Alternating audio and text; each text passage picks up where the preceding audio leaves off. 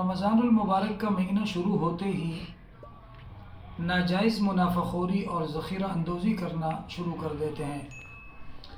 हालांकि रमज़ानुल मुबारक का ये महीना गमखारी का महीना है और नेकी का महीना है, भलाई का महीना है और कमज़ोरों के साथ मदद और ताउन करने का महीना है।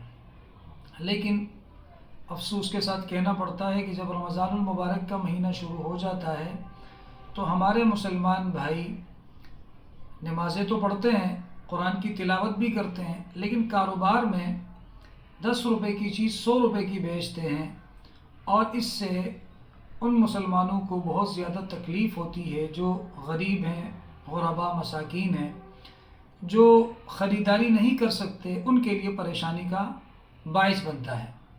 हालांकि इस महीने के अंदर कोशिश ये करनी चाहिए कि ज़्यादा से ज़्यादा अपने मुसलमान भाइयों को फ़ायदा पहुंचाया जाए।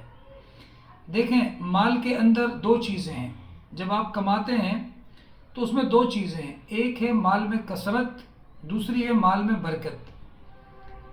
देखें, आप जब नाजायज़ मुनाफा कमाएंगे आपके माल में कसरत तो होगी लेकिन उसमें बरकत नहीं होगी। अल्लाह की तरफ से उसके अंदर जब बरकत नहीं होगी तो आपकी ज़रूरियात बावजूद ज़्यादा माल होने के भी पूरी नहीं होंगी।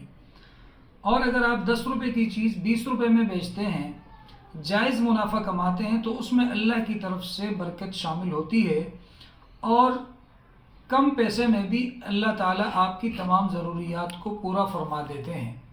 इसलिए ज़रूरत इस बात की है कि हमें इस माह मुबारक के अंदर नाजायज़ मुनाफ़ाखोरी से बचना चाहिए और अपने मुसलमान भाइयों को ज़्यादा से ज़्यादा फ़ायदा पहुँचाना चाहिए।